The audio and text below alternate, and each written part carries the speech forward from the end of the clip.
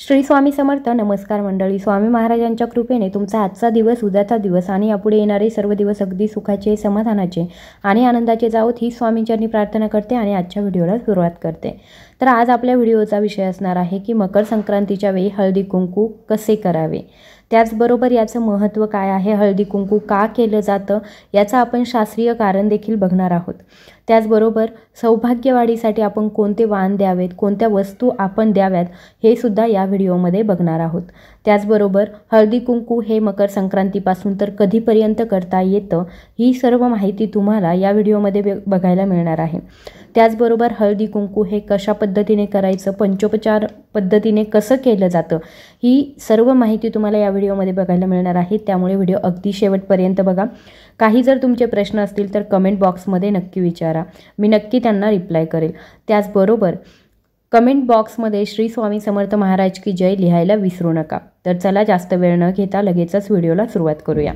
सर्वात प्रथम मकर संक्रांत या दिवशी सूर्य मकर राशीमध्ये प्रवेश करतो. भारतीय संस्कृतीमध्ये हा सण आपापसातील कलह विसरून प्रेमभाव वाढण्यासाठी सुद्धा साजरा केला जातो. या दिवशी प्रत्येक जीव तिळगुळ घ्या, गोड गोड बोला असे म्हणून जवळ येतो. हा सण तिथीवाचक नाही. सध्या मकर संक्रांतीचा दिवस हा 14 जानेवारी किंवा 15 जानेवारी हा असतो.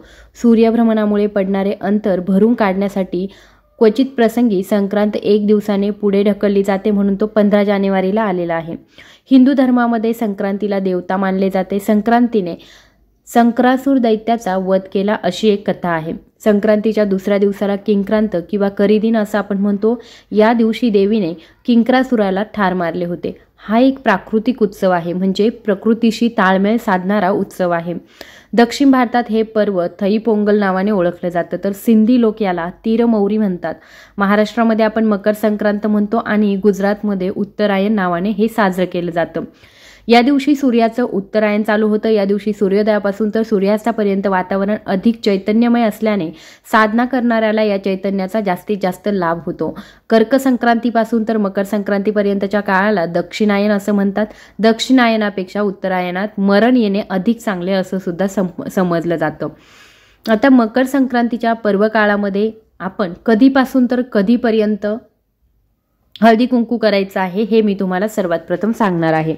मकर संक्रांत जी आहे ती आलेली आहे 15 जानेवारी रोजी आणि त्याचबरोबर मकर संक्रांतीपासून तर आपण रथसप्तमीपर्यंत हळदी कुंकू करू शकतो. तर या वर्षीची रथसप्तमी आलेली आहे 16 फेब्रुवारीपर्यंत, म्हणजे संपूर्ण एक महिना जो आहे तो आपल्याला हळदी कुंकू करण्यासाठी मिळत आहे. म्हणजे काय तर 15 जानेवारीपासून तर आपण 16 फेब्रुवारीपर्यंत म्हणजे रथसप्तमीपर्यंत आपल्या घरामध्ये हळदी कुंकू करू शकतो. आता या हळदी कुंकवाच्या कार्यक्रमामध्ये काय काय केलं जातं ही माहिती मी तुम्हाला सांगणार आहे. आता मकर संक्रांत म्हटलं की हळदी कुंकू, बोरनान या गोष्टी ज्या आहेत किंवा मग नवीन लग्न झालेलं असेल तर तिळवा, या गोष्टी ज्या आहेत त्या आपल्यासाठी नवीन नाही आहेत, परंतु याचं महत्त्व काय आहे हे सुद्धा आपल्याला जाणून घेणं तितकंच महत्त्वाचं आहे. कारण महत्त्व माहीत असेल तर त्या गोष्टी ज्या आहेत त्या आपण अधिक आनंदाने करू शकू. मकर संक्रांतीच्या काळामध्ये धर्मशास्त्रानुसार दान करण्याला विशेष महत्त्व आहे आणि असं दान जे आहे तेच आपण वाण म्हणून या काळामध्ये सुवासिनींना देत असतो. आता सुवासिनींचा हळदी कुंकवाचा कार्यक्रम जो असतो त्याला आपण काय म्हणतो, वाण देणं असं म्हणतो. वाण देणं म्हणजे काय तर दुसऱ्या जीवातील देवतत्वाला तन मन धन यांनी आपण शरण जाणं. संक्रांतीचा काळ हा साधनेला पोषक असल्यामुळे या काळामध्ये दिलेल्या वाणामुळे देवतेची कृपा होऊन जीवाला इच्छित फलप्राप्तीसुद्धा होत असते.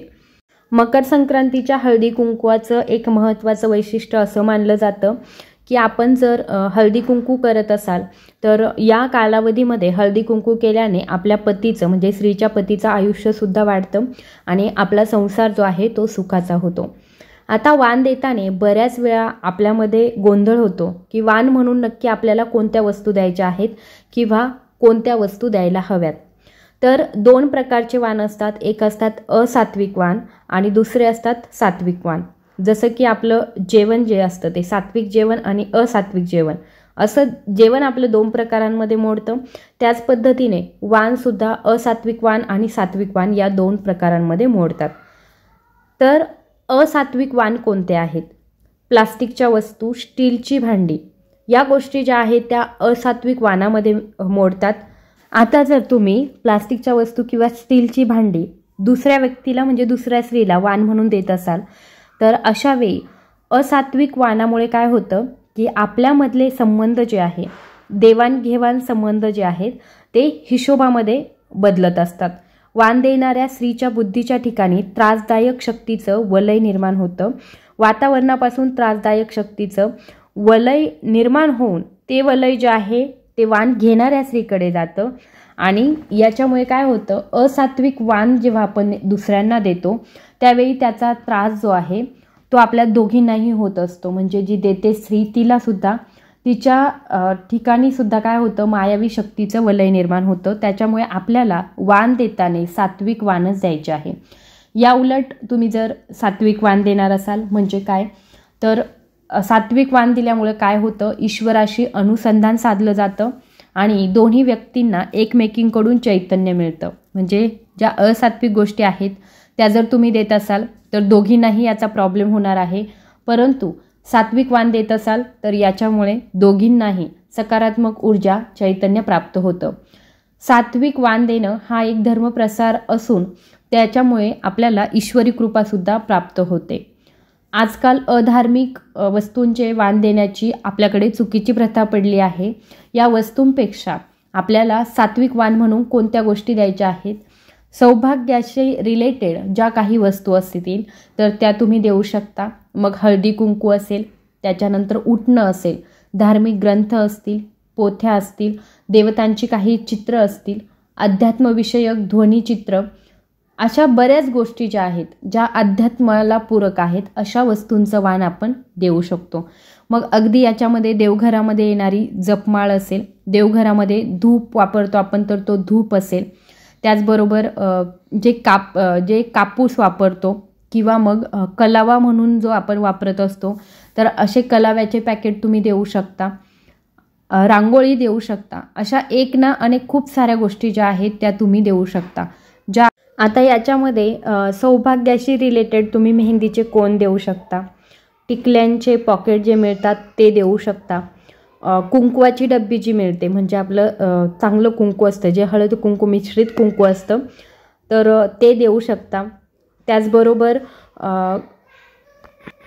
कापूर जो असतो तर असे कापराचे पॅकेट देऊ शकता.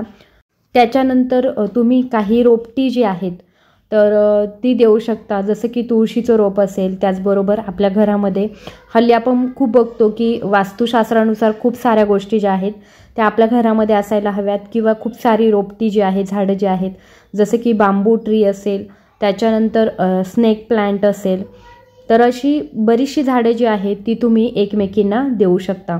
आता बऱ्याच वेळा असं होतं की आपल्याला वस्तू देण्याची इच्छा असते परंतु आपलं बजेट तेवढं नसतं आणि त्याच्यामुळे आपल्याला वस्तू द्यायला जमत नाही. तर तुम्ही अशा वेळी आता काही काही ठिकाणी 5 स्त्रियांना बोलवलं जातं, काही ठिकाणी 7 स्त्रियांना, 11 स्त्रियांना, अशा पद्धतीने आपण प्रत्येक ठिकाणी पद्धत जी आहे ती वेगळी बघतो. तर अशा वेळी जर तुम्हाला शक्य नसेल तर एका स्त्रीसोबत जरी तुम्ही हळदी कुंकवाचा कार्यक्रम केला तरीसुद्धा चालेल. नाहीतर मग तुम्ही अशा जसं की देवघराशी रिलेटेड काही वस्तू असतील तर त्या वस्तू आणूनसुद्धा तुम्ही एकमेकींना देऊ शकता. म्हणजे 7 असतील, 11 असतील, अशा पद्धतीने स्त्रिया ज्या आहेत त्या तुम्ही बोलवू शकता आणि त्यांना हे वाण जे आहेत ते देऊ शकता. आता या काळामध्ये हळदी कुंकू का केलं जातं, म्हणजे आता एवढे सणवार होतात तर मकर संक्रांतीच्या काळामध्येच आपण मकर संक्रांत ते रथसप्तमी या काळामध्येच हळदी कुंकवाचा समारंभ का करू शकतो. तर मकर संक्रांतीच्या काळामध्ये ब्रह्मांडाची चंद्रनाडी कार्यरत असते. सूर्याच्या उत्तरायणामध्ये ब्रह्मांडात रजसत्व लहरी अधिक प्रमाणामध्ये उत्पन्न होत असतात. या पोषक काळामध्ये हळदी कुंकू करणं हे आपल्यासाठी लाभदायक ठरत असतं. हळदी कुंकवाच्या माध्यमातून आपण सुवासिनींच्या रूपामध्ये घरी आलेल्या साक्षात आदिशक्तीचीच पूजा करत असतो. हळद आणि कुंकू लावल्यामुळे सुवासिनींमधील श्री दुर्गा देवीचे अप्रकट तत्व जागृत होते आणि श्रद्धापूर्वक हळद कुंकू लावणाऱ्या जीवासाठी कार्य करते. हळदी कुंकू करणे म्हणजे एक प्रकारे ब्रह्मांडातील सुप्त आदिशक्तींच्या लहरींना जागृत होण्यासाठी त्यांना आवाहन करणं इतकंच पवित्र आहे. हळदी कुंकवाच्या माध्यमातून जीव एक प्रकारे दुसऱ्या जीवातील देवत्वाची पंचोपचार पूजाच करत असतो. हळदी कुंकू आणि वाण देणे आदी विधीतून जीवावर सगुण भक्तीचा संस्कार होण्यास तसेच ईश्वराप्रती जीवाचा भाव वाढण्यास सुद्धा आपल्याला सहाय्य होत असतं. आता हे हळदी कुंकू करताना पंचोपचार पद्धतीने कशा पद्धतीने करायचं आहे, जेणेकरून आपल्याला आता जसं सांगितलं की एक दुर्गा देवीचं अप्रकट तत्व जे आहे ते निर्माण होतं. तर तशा पद्धतीने आपल्या घरामध्ये आलेल्या हळदी कुंकवासाठी ज्या स्त्रिया येतात त्यांना आपण सुवासिनी म्हणतो. त्याचबरोबर देवी समान त्या आपल्याला असतात. तर हे कशा पद्धतीने आपल्याला हळदी कुंकवाचा कार्यक्रम करायचा आहे, काय काय तयारी करायची आहे. आता सर्वात प्रथम हळदी कुंकू करायचं म्हटलं तर काहीतरी आपल्याला चांगल्या गोष्टी ज्या आहेत त्या स्त्रियांसाठी घेऊन यायच्या आहेत. कोणत्या स्त्रिया बोलवायच्या ते सुद्धा आपल्याला ठरवायचं आहे. म्हणजे किती स्त्रिया बोलवायच्या, कोणत्या म्हणण्यापेक्षा किती. जर तुमच्याकडे जास्तीच्या स्त्रिया येत असतील तरीही हरकत नाही. तुम्ही जास्तीचे वाण जे आहे ते अगोदरच आणून ठेवा आणि आपल्या आजूबाजूच्या जेवढ्या तुम्हाला शक्य होतील तेवढ्या स्त्रियांसोबत तुम्ही हळदी कुंकू करा. हल्लीच्या काळामध्ये सर्वजण एकत्र मिळून सुद्धा हळदी कुंकवाचा कार्यक्रम करतात. याच्यामध्ये एक महत्त्वाची गोष्ट असते, वाण देण्यापेक्षा सुद्धा हळदी कुंकू एकमेकींना लावणं या कार्याला विशेष महत्त्व असतं. त्याचबरोबर वाण देणं हे सुद्धा अतिशय शुभ आहे. मग तुम्ही याच्यामध्ये कोणत्याही चांगल्या गोष्टी ज्या आहेत त्या वाण देऊ शकता. आता सर्वात पहिलं आपल्याला जर हळदी कुंकू पंचोपचार पद्धतीने करायचं असेल तर काय करायचं आहे, सर्वात पहिलं जे आहे ते आपल्याला स्त्रियांना हळद कुंकू लावायचं आहे. हळद कुंकू लावल्यामुळे काय होतं तर समोर बसलेली जी स्त्री आहे तिच्यामध्ये दुर्गा देवीचं अप्रकट रूप आहे किंवा अप्रकट शक्ती आहे ती आपल्या हळद कुंकू लावल्यामुळे जागृत होतं आणि तिला भक्तिभावाने आपण आवाहन करून तिची कृपादृष्टी जी आहे ती आपल्याला प्राप्त होत असते. दुसरी गोष्ट हळद कुंकवामध्ये करायची आहे किंवा हळदी कुंकवामध्ये करायची आहे ती म्हणजे अत्तर लावायचं आहे. अत्तरामधून प्रक्षेपित होणाऱ्या गंधकणांमुळे देवतेचे तत्व प्रसन्न होऊन आपल्यासाठी अल्प कालावधीमध्येच कार्य करतं. गंधकणांकडे देवतेचे तत्व आकृष्ट झाल्याने ते आपल्यासाठी व्यापक रूपात म्हणजे आवश्यक तितक्या उपरूपात सुद्धा कार्य करतं. अत्तर लावायचं आहे. त्याच्यानंतर काय करायचं आहे, गुलाब पाणी शिंपडायचं आहे. गुलाब पाण्यापासून ज्या गोष्टी प्रक्षेपित होतात त्या आपतत्वाशी संबंधित सुगंधित लहरींमुळे वायुमंडलातील देवतेच्या लहरी कार्यरत होतात आणि आपोआपच वातावरणामध्ये शुद्धी होते.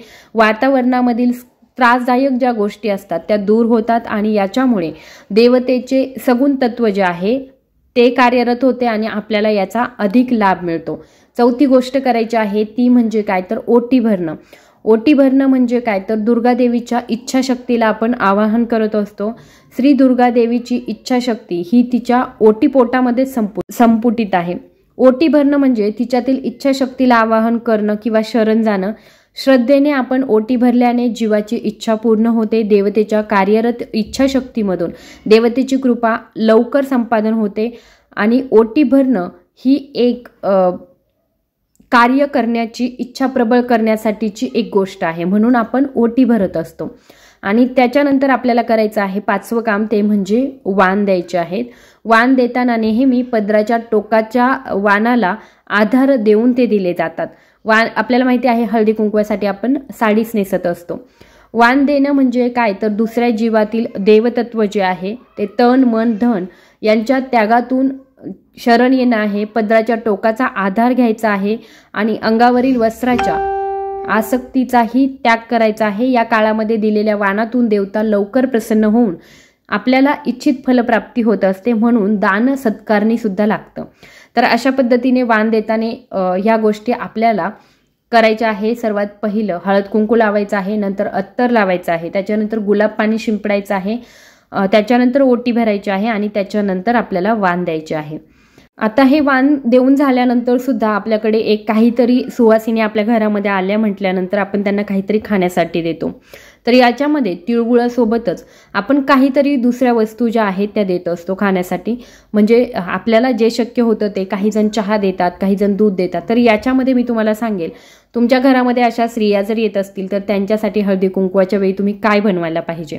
सर्वात महत्त्वाची गोष्ट आहे ती म्हणजे माता लक्ष्मीला प्रिय असते ती खीर. लक्ष्मी स्वरूप स्त्रिया ज्या आहेत, सुवासिनी ज्या आहेत, त्या आपल्या घरामध्ये आलेल्या असतात आणि त्याच्यामुळे आपल्याला त्यांना खीर खायला द्यायची आहे. खीर शक्य नसेल बासुंदी किंवा मग मसाला दूध असेल तर मसाला दूध, अशा पद्धतीने तुम्ही या गोष्टी ज्या आहेत त्या त्यांना पिण्यासाठी देऊ शकता. कारण याच्यामुळे माता लक्ष्मीचे भरभरून आशीर्वाद आपल्याला प्राप्त होतात. कारण माता लक्ष्मीला पांढऱ्या रंगाच्या गोष्टी ज्या आहेत त्या अतिशय प्रिय असतात. तर अशा पद्धतीने आपल्याला या वस्तू ज्या आहेत त्या खायला द्यायच्या आहे किंवा प्यायला द्यायच्या आहे.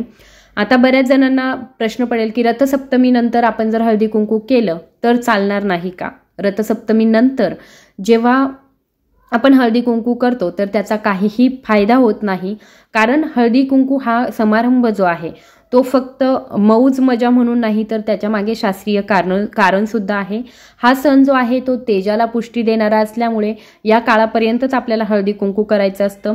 त्यानंतर हळूहळू सूर्याचं तेज जे आहे ते प्राबल्य कमी होत जातं आणि त्यामुळे आपल्याला या विधीमधून मिळणारे पुण्य जे आहे, फलप्राप्ती जी आहे ती कमी कमी होत जाते. त्याच्यामुळे आपल्याला रथसप्तमीपर्यंतच हे हळदी कुंकू जे आहे ते करायचं आहे. लवकरात लवकर केलं म्हणजे मकर संक्रांतीच्या कालावधीमध्ये लवकरच मकर संक्रांतीच्या दिवशी किंवा मग त्याच्यानंतरच्या दिवसांमध्ये केलं तर ते अतिशय उत्तम. यासोबतच आपण बोरन्हाणचा एक विधी करत असतो. तुमच्या घरामध्ये जर लहान मुलं असतील, 5 वर्षांच्या आतल्या मुलांसाठी बोरन्हाण सुद्धा केलं जातं. ते कशा पद्धतीने करायचं आहे त्याची संपूर्ण माहिती तुम्हाला पुढच्या व्हिडिओमध्ये नक्की बघायला मिळेल. त्याच्यामुळे तुम्ही जर अजूनही चॅनलला सबस्क्राईब केलं नसेल तर नक्की सबस्क्राईब करा. त्याचबरोबर व्हिडिओ आवडत असतील तर लाईक आणि शेअर देखील करा. धन्यवाद.